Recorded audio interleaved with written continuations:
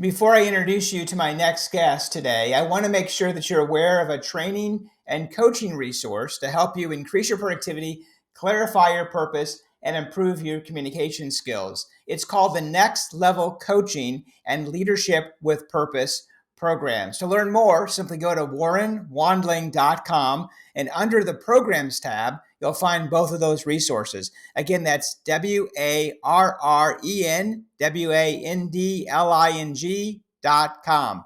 Now, on to the show. Well, welcome back to another episode of How to Become an Obstacle Buster. I'm your host, Warren Wandling, the show that's dedicated helping leaders and entrepreneurs to overcome their obstacles, build resilience, and achieve success. And I have a great guest to help us achieve that today, Tony Castillo. Welcome to the show, Tony.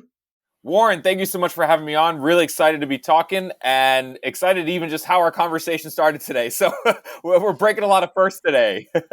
Right, exactly. A lot of energy. So I love that. Tony, I know our listeners will love that, your energy as well. As a elite sports and performance dietitian, tell us about your business. Absolutely. So I've been in business now for 5 years. Before that, I worked with the Toronto Blue Jays baseball team. And before that, I worked at the University of Florida as a dietitian. So at this moment, I'm currently coaching the elite. So we're talking about high performers, small business owners, C-suiters, athletes, people that train and just aren't getting the results they want. And it's because there's so much misinformation out there, Warren. We hear things from people that are quote unquote experts, but they don't have the true backing or experience of working with high performers. Yeah, that's really fascinating reference to from a sports perspective, thinking that type of elite athlete would have already had some of those strategies down. And I know that you come to kind of bringing to this conversation kind of a unique story. So can you share with our listeners kind of that journey? Absolutely. So when I was in middle school, I was overweight. I was the fat kid. I went to go see a urologist with my mom. And long story short, I had man boobs and I didn't like the way I looked. I tried at that time, I was 13 years old, and the option I was given, Warren, was either plastic surgery or testosterone replacement therapy. Luckily, at 13, I took neither of those options, which is an insane option to have at healthcare years ago. Now, after that, I was an offensive lineman in football in high school, so I weighed about 250 pounds, overweight. And at the end of my high school years, a friend of mine gave me a bodybuilding weight loss plan and a bodybuilding workout plan, and I did it, Warren. And I lost the weight, got ready for college. Then college came and smacked me right in the face. Pizza, beer, and tacos tasted way better than any meal plan or workout plan that I had ever done. So I went back to things such as freedom. So I did all those things, and I yo-yoed on all diets. It was really popular at the time to do South Beach and Atkins diet. And Warren, to be honest with you, I got unsustained results. So I got results, but they weren't lasting. And then I listened to everyone in the gym talk about different protein powders or different fat burners. Heck, my girlfriend, who's now my wife at the time, was taking ballerina skinny tea that was for women's weight loss. And Warren, I was taking it behind her back because I was like, why does this only work for women? And let me just tell you, it is a laxative. That's all it was. It was just getting me to run to the bathroom. So I went through a lot of these personal dilemmas trying to figure out why it wasn't working. And, a lot of people, that's why we start, why isn't it working for me? So eventually I got my degree in biology and in chemistry. I took a year off from college, and then I went to a open house on nutrition. And Warren, to be open and honest with you, I thought you could get a degree in nutrition just by working at a gym, like 2-day certificate, you're good to go. But there's so much more to it. So I got my master's in nutrition, which is a science-based degree. And I got to understand the human body. And the first thing I thought when I was going to take these classes was, man, they're going to tell me to get rid of carbs, sugar's the devil, and you should be running into fat burners. And it was the exact opposite experience I got. I understood how carbohydrates are an essential source of fuel for the body. I understood how fats play a role, how proteins play a role, and how longevity and all of this plays a role in what we do and how we eat. So from there, I was interning at a hospital, and I remember going to see a gentleman, Warren. He was in his 70s, and he had just had open heart surgery. He had a tube coming out of his chest, and he said to me, "Are you the food guy?" And I'm like, "Well, I guess you could call me that, but I'm the dietitian. I'm here to educate you a little bit on a heart-healthy diet." And Warren, he said to me, "Can you get me fried chicken and mac and cheese?" And I was like, "Well, that's not really what I'm here for. I'm here to, provide education." He's like, "If you can't get me effing fried chicken and effing mac and cheese, get the heck out of my room." And Warren, that took me aback for a moment, because I was like, how is it that someone that is going through, they just had open heart surgery, they literally have a tube coming out of their chest, taking blood out, not ready to change? So I knew that wasn't the population I wanted to work with. So from there, I went to go work at the University of Florida with these athletes. And the reason I want to work with athletes because we see them perform the way they do, and we have a better understanding that they eat carbs, they drink milk, and these are things that they promote. And we're like, how are they drinking and eating the things that we're told to stay away from and looking the way they do and perform the way they do? So I wanted to understand why that was. Was it that they were taking steroids? What's behind the curtain, as they say? Well, what I saw was that they understood how food was fueling their performance and how they utilized food not as an obstacle, but as an asset, right? They used it as that asset. And I found out that it was actually the way they ate food, the way they utilized it, the way they hydrated, everything, and the education that they got from it was how they got to the Olympics. That's how they started to be the best in the world. So from there, I transitioned that to working with Major League Baseball because these are Hall of Famers, people that are doing this for their careers. And it was also a different mindset. They wanted to be the best. They wanted to leave long-lasting careers. So how could they eat and have the best strategies in place in order to do so? And then I decided I wanted to work in private practice because I wanted to work with more people one-on-one. I saw that the team aspect was great, but I really wanted to leave a longer lasting impact, especially to so many people that are high performers running businesses in those leadership positions that train like athletes, but aren't getting the results they want. So I really saw there was a huge need because so many leaders that I work with, they have low energy all day, Warren. They're just constantly drinking coffee. They're not drinking enough water, but yet they're running marathons and they're not doing their best. They're just getting there and they feel like they're hitting PRs. But once we get their nutrition dialed in, they're crushing what were old PRs, beating running times by paces by minutes on the mile, which is insane to hear just by the simple things that they're fueling with. And then at work, they have mental clarity. They don't have any brain fog. They don't perform at their best. They're able to really be present when they're at home. So they're able to change so much. And I'm not saying nutrition is the whole pie, so let me just stop there. It is a piece of the pie, right? It is a big piece. You have to do so many other things as well, but nutrition is a huge piece of it. And I think so many leaders miss out on that because of misinformation they hear. Well, that's really fascinating. So within that topic of high performance and nutrition, what's the greatest obstacle that your clients encounter?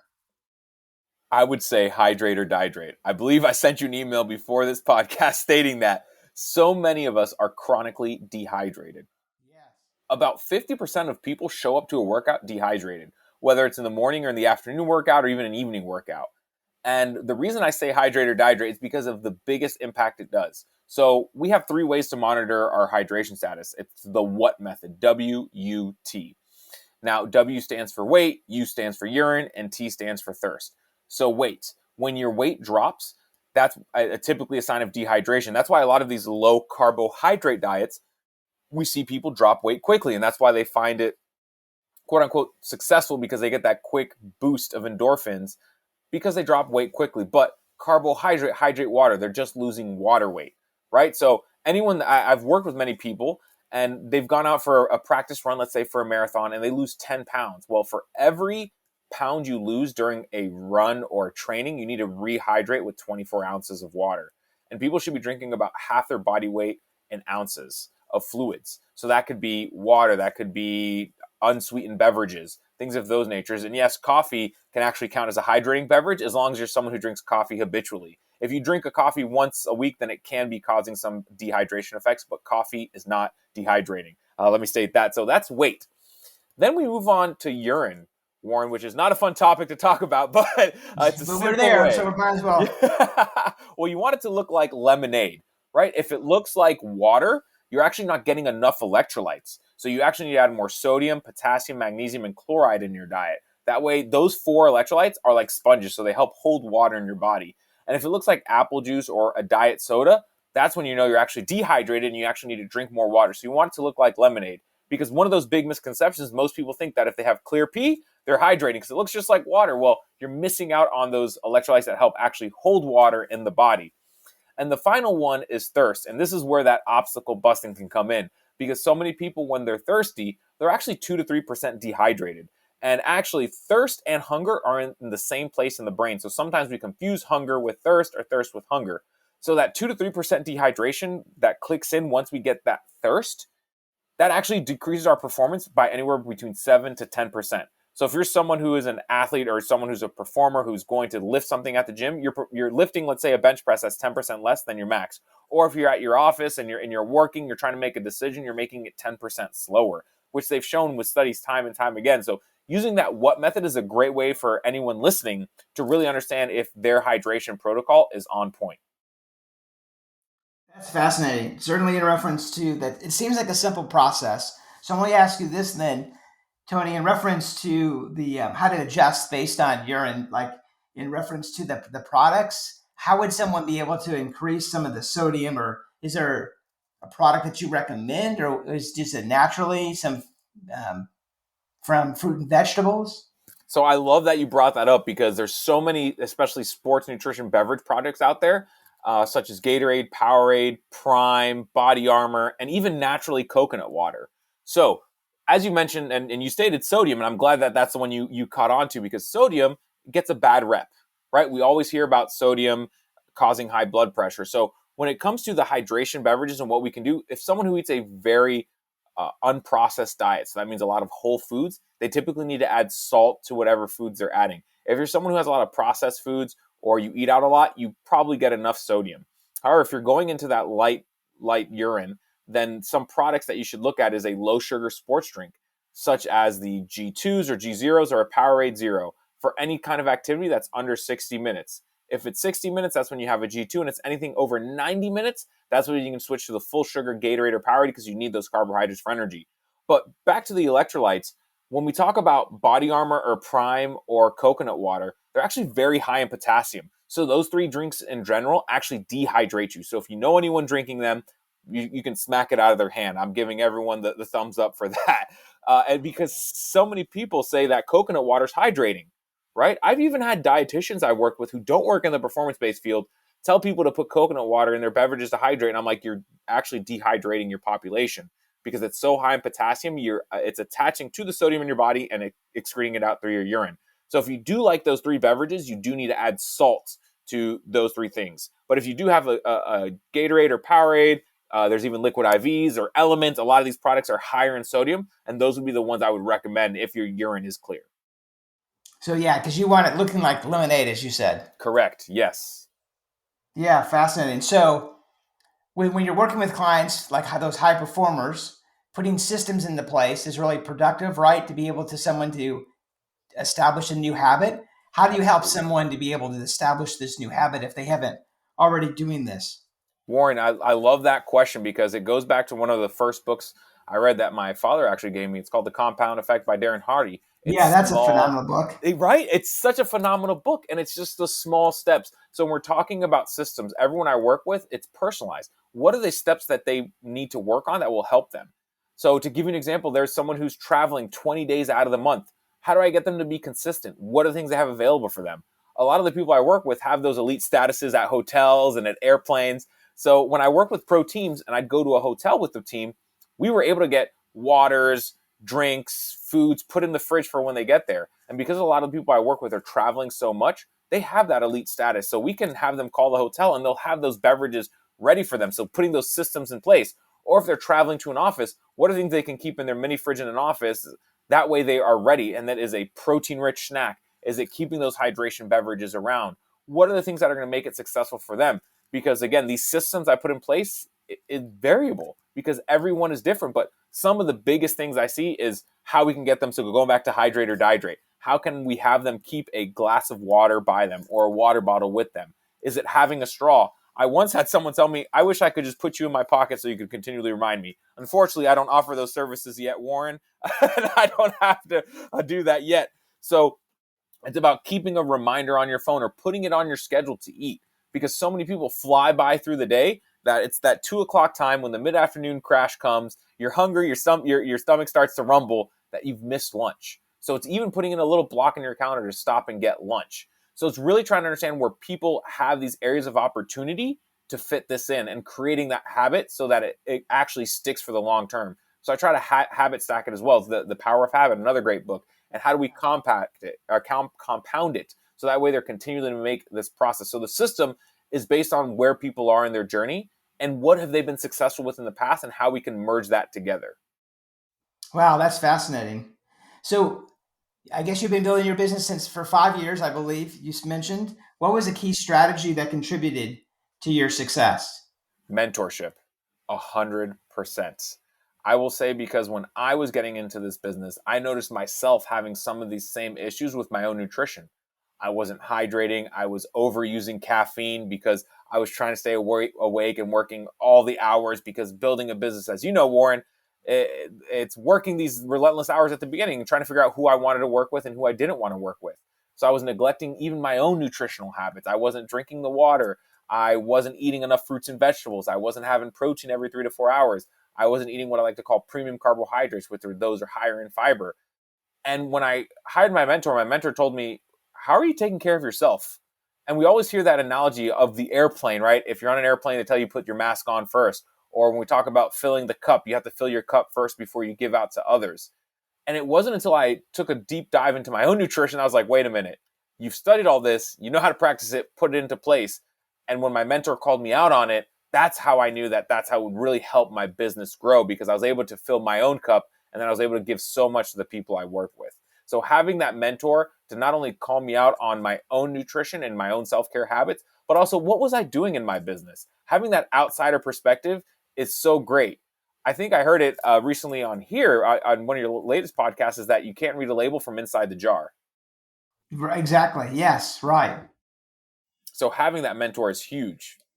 Yeah. Mentorship is huge. Either if it's from a mentor, or I believe from a coaching perspective, but someone that can, for in reference to help you identify blind spots and give you those insights that you might necessarily see.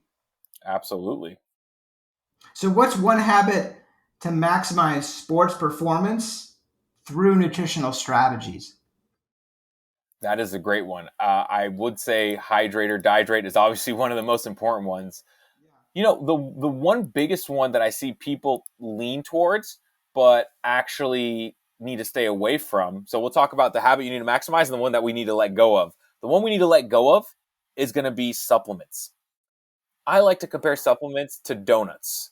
Why? Because they make the 1 to 3% difference. So, Warren, I'm going to ask you a question. If we had a donut, and let's say the ingredients are an egg, flour, and sugar, if the egg was rotten and we cook the donut to perfection and add sprinkles to it, do you think that that donut's going to taste good? Probably not.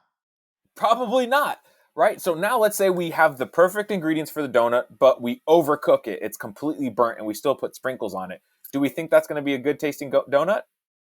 That's probably not going to. That's not going to be in that category either. No, right? Well, that's where so many people fail in nutrition. When I'm talking about the three ingredients, I'm talking about what their macronutrients are, which are protein, carbs, and fats, right? So if you have too much of one or the other, it's going to make a poor donut or a poor nutritional foundation, right? Because we hear so many people cutting one out because they find that that's what's going to lead them to success, but that's actually the opposite of what they do. Then let's talk about timing. If you're eating too often or you're not eating enough and you're not eating at the right times with purpose, on purpose, that's when you have that overcooked or undercooked donut. That's the same thing you're doing with your nutrition. And they keep throwing the sprinkles on, hoping that it's going to fix all those things underneath that pyramid. So that supplement is that 1 to 3%. So once you're eating the right foods with purpose, on purpose, once you're eating foods at the right times and understanding how to eat before and after workouts, how you're eating throughout the day to maximize your energy, that's when supplements can play a role. And that's the one habit that so many people hop on before they try to figure out that nutritional strategy that actually works for them. So the one habit that people can maximize their sports performance through these nutritional strategies is eating enough carbs. And I think this is one thing that we hear the counterculture on, which is all about high fat, high protein. I do agree high protein, we're talking about muscle mass, but we've been avoidant of carbs for such a long time that it's really been affecting how we perform. I've worked with people that have come and they've done the ketogenic diet, they've lost weight, but then they can't maintain it because they go back to eating pizza, pasta, all the foods that they've loved growing up, and yet they try to make that an obstacle when it should be an asset, right? Going back to that idea. So the one habit people could do is eat higher fiber carbohydrates. Those higher fiber carbohydrates help our gut health, they help our mental health, and they help us perform better because those higher fiber carbohydrates give us more energy and they keep us more satisfied longer. So those are things such as fruits, vegetables, whole grains. Those are some of the easiest three that you can do. And talking about gut health, because going back to that supplements, we always hear people talk about probiotics, right? And we hear about probiotics, especially in sports performance and mental clarity and all these things. But Warren, I'm going to ask you another question. If we took a house cat and threw it in the Amazon How long do we think that house cat's going to last with the jaguars, the snakes, and the spiders that are out there? Well, that's not a good environment for them, right? Not a good environment. Absolutely, Warren. Well, that's the same thing we're doing with so many of these probiotics. We have no clue. We have no understanding how probiotics work at this moment. We have about 10 to 20 years until we have a better understanding. So a lot of these products are just coming out saying that it improves gut health, but it's literally like throwing a house cat in the Amazon jungle. You're doing nothing but wasting your time and most likely your money. Now, if you do want to make a bigger impact for that sports performance, this is where those higher fiber carbohydrates I was just mentioning a moment ago can be helpful. So one strategy is adding more fruits and vegetables to your day. How do you can add more whole grains? And I was talking about it earlier in regards to the premium carbohydrate. So a premium carbohydrate is one that has a good carb to fiber ratio. This is something you can take, Warren, your listeners can take. If they look at any carbohydrate products, so that could be breads, pastas, rices, quinoa, even chips, all these things. And you want it to be the total grams of carbohydrates divided by the total grams of fiber. And you want it to be 5-1 or less. Anything that's 5-1 or less is going to be a premium carbohydrate. So that's going to give you sustained fuel throughout the day. It's going to be a higher fiber option. So that's going to be 1-1, 2-1, 3-1, 4-1, 5-1. Anything that's 10-1 and above is regular fuel.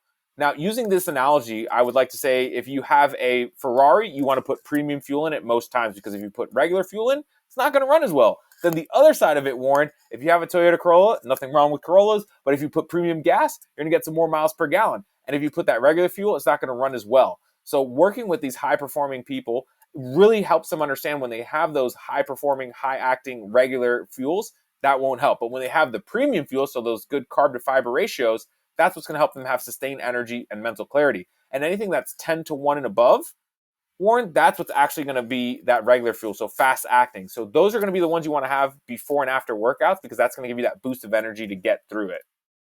So those fibrous foods, those fibrous carbohydrates are the ones that can make the biggest impact and a habit you can last. And the one you want to forget is supplements until you get that foundation right. Oh, interesting. So start with the food, the strong, and then add supplements as a complement in the process. Absolutely. So with that, is there a good nutritional plan that you would recommend? Like, is there a good, better, and best plan, or something that one of our listeners could follow?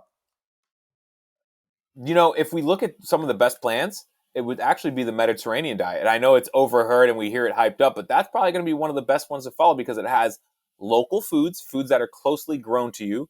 It's going to be a lot of whole foods and less processed foods. Now, working with people in this nature, we know that convenience is key, because they typically don't have time. They're very busy. So convenience can be a big thing. So when they're finding foods that are convenient, that means they typically have to be processed. So this is where we're going to have the best diet would be an unprocessed diet. So that'd be, getting real foods, cooking them at home. However, people like to go out to eat. So the next best step is to be as minimally processed as possible. So sticking as closely to that Mediterranean diet as well. And then the worst diet we could follow is eating purely processed or purely fast food all the time. Now, there is a time and place for fast food, though. I don't know if you heard this story, but Usain Bolt, when he was in the Olympics, he would eat McDonald's every day. Do you know why? I don't know that. I do not know that secret. Because it has the best quality control. I believe he was in China and he did not know how the food was prepared anywhere he went. But we know that McDonald's has a good quality control. So that would be the only time it might be a little safer. That would be recommending McDonald's, depending on how your gut's going to handle it, if you're going to be performing outside of your typical home. But if not, go ahead and enjoy the local food. But that would be one of the very far and few times where fast food can be helpful. But most of the time, it's a unprocessed whole food diet is going to be the best for us to function at our best. Wow, interesting. So I'm curious, what's the most common dietary deficiencies, and how should we address those? So the Is that most common dietary deficiency is actually vitamin D. And Warren, I know you were just telling me it's hot where you are, and there's a lot of sun here in Florida where I'm at. And vitamin D comes from the sun. It's actually been known to help with immune health, muscle health, and overall general wellness. It's actually been found to be a pro-hormone. However, most of us have a vitamin D deficiency. So what people need to do, those listening, is to go get their vitamin D tested, right? That is the first thing they need to do, get tested. And once they get tested, they can take a supplement if they need to. Now, this is where a supplement can be key. And it needs to be vitamin D3. And the other one we hear people being very deficient is something called the omega 3s. So those are going to be those anti-inflammatories that come from fish and fish oil. Especially if you're in the middle of the United States, it could be tough to get really good, high quality fish. So this is where you can get a great quality fish oil. Now, people can actually get it tested. They can get something called the omega index, and you can get that through your typical blood work if you ask your doctor, or you can order a test kit. I've done it for myself. It's something I send to my clients to get tested at month 1 and at month 6 to see if we've had it improve, because this omega index, typically the typical American is at a 4%, and we want it to be at an 8% or higher. So what does it tell us? It tells us, it gives us a 4-month review on your blood on how many omega-3s or anti-inflammatories have you actually eaten. So how consistent have you been with eating fish? Are you eating fish 2 to 3 times a week? Are you supplementing with the fish oil? If so, are you actually being consistent with it? And the reason you want it to be at 8% above, it's been shown when you do that, it helps reduce the risk of a heart attack. Those are some really big deficiencies I've seen. So vitamin D and omega-3s, and an easy way to get it tested, that omega index, and then you can add either more fish to your diet, or you can find a fish oil supplement. So those 2 deficiencies, I would say, are the biggest ones we're currently seeing. Oh, interesting. So is CoQ10 in that same family of the omega 3s? So I love that you brought up CoQ10. CoQ10 is one of those that's been shown to help with stress. So if you're someone that has a lot of stress, so that oxidative stress in your cells, it can be shown that taking that CoQ10 can help with that. So the reason that we hear a lot around those anti-inflammatories is because it's absorbed with the fat. If you get a CoQ10 in a hard pill, it's probably not going to get absorbed. You want to find something that's in a fat source so that it can get absorbed in your body and get to the cells as quickly as possible. Perfect. So leadership, I believe, is influence, right? So what are some strategies that you share with your clients to help them continue to increase results? That is a great one. I want them to do it themselves. I always tell people it's not a good business model for me, because I want my clients to graduate. I want the people I work with to graduate and do it on their own. But what we do is I let them take lead. I have them tell me what they typically eat. It's not about me changing everything they eat, because then it's not going to be sustainable. They're going to lose those habits that we spoke about. And typically between week 6 and 8, I see a regression with the people I work with, because we've just worked on a goal to 3 goals a week for the last 6 to 8 weeks. And all of a sudden their minds go back to, wait a minute, what just happened? A stressful event comes. Something typically happens at that 6 to 8 week mark with everyone I work with.